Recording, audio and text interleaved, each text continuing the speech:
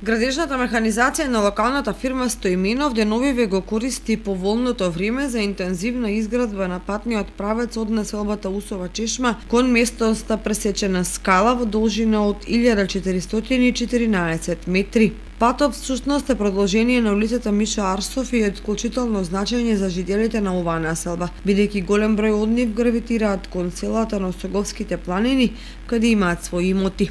Во изминатите децении, овдешното население овие километар и пол мораше да ги поминува по каменлив пат и да ги амортизираат своите возила или евентуално да поминат по заобиколна опција преку Ромското мало. Многу добар, патот е убав. Одавна требаше да се направи. Убава работа. Пред тоа Беше камен, коли покршими и така натаму. Сега со асфалтирањето ќе се скрати, нема да се оди преку. Да, ќе скрати, да, така. Новопробиениот и асфалтен пат ќе се користи преку цела година, меѓутоа поинтензивно во летниот период, кога населението има земјоделски и други активности. Колку години живеете овде во оваа населба Усова чешма? 15. 15 години. И каде сте некој? Главовица. Од Главовица. Колку го користевте овој пат кон просечена скала? Па се си по тај одем, ама не беше добар тај пат. Не беше? Да.